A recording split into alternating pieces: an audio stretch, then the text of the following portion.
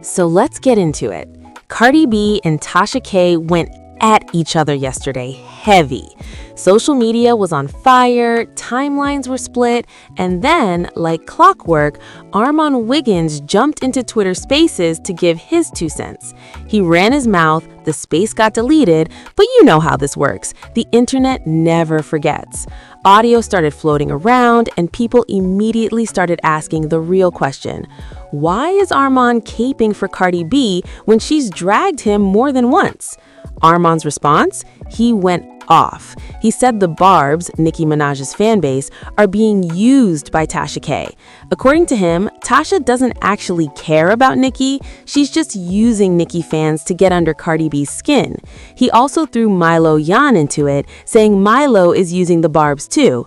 Then he took it a step further and accused Tasha K of being homophobic, saying she doesn't like gay men and that a lot of guys are dumb for supporting her. Now pause, because this is where the hypocrisy alarm starts blaring, loud, deafening. Because if that's the standard, Armon, we need to have a very honest conversation. If you're saying people shouldn't support Tasha K because she's allegedly homophobic, then how do you justify your unwavering support for Nicki Minaj and Cardi B? 2 women who have publicly said things that gay men have called offensive. But wait, there's more. Nicki Minaj was just on Turning Point USA telling folks to go be a boy. That clip rubbed a lot of gay men the wrong way. Cardi B, during her own rant, mocked men with lip gloss and told people to go be a boy as well. And let's not play dumb. Armon Wiggins wears lip gloss, paints his nails, wears pink thongs, shakes ass, and has made gender expression part of his brand. So who exactly is exempt from criticism here? This is where it starts looking nasty. You cannot call Tasha K homophobic and tell people to stop supporting her while simultaneously supporting artists who say similar things, but you give them grace because you like their music or they let you in their spaces.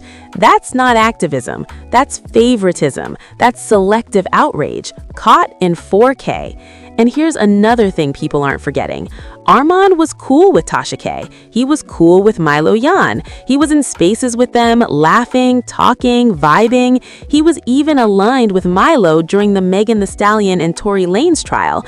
So let's be real. These "they don't like gay men" accusations only seem to come out when friendships fall apart. When the beef gets personal, suddenly it's about morals. Now, don't get it twisted. Tasha K is not innocent. She drags people for sport. She's messy. She pokes bears and acts shocked when they bite back. And yes, she has spoken on Armon too. Both sides love clapping at each other and then acting offended when the clap comes back. That's mutual toxicity, not victimhood. Armon also said Cardi B has every right to drag Tasha K because Tasha keeps focusing on Cardi and Stefon Diggs. He claimed he doesn't even like Cardi, but he doesn't speak on her private life, so why would he beef with her? According to him, Tasha deserved to get dragged because she teamed up with Milo to drag him, and that crossed a line. So in his eyes, Cardi was justified. And that's where Chapter 1 lands. Because what we're really looking at here is not just Cardi versus Tasha or Armon versus the Barbs. It's about consistency, or the lack of it. It's about who gets protected, who gets labeled problematic, and how quickly principles disappear when personal beef enters the chat.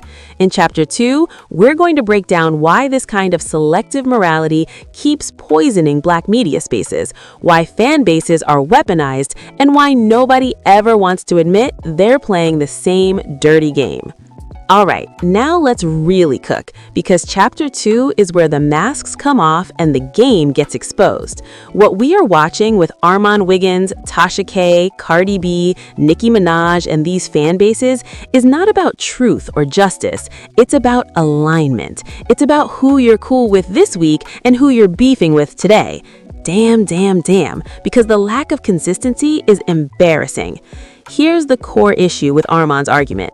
You cannot suddenly become the moral police when it's convenient. You can't say, don't support Tasha K because she's homophobic, while actively standing and defending artists who have said homophobic adjacent things themselves.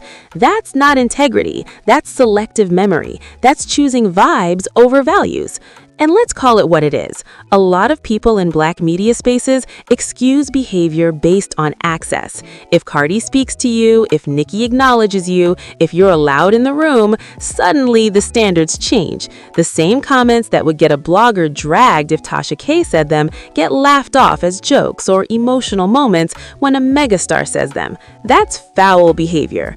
But wait, there's more.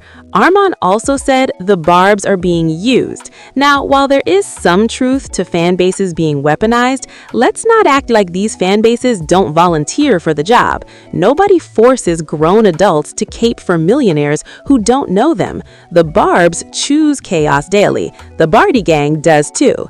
These fandoms thrive on conflict and bloggers thrive on traffic. Everybody eats. This is why Tasha K stays relevant whether people like it or not. She understands outrage economics. She knows controversy pays.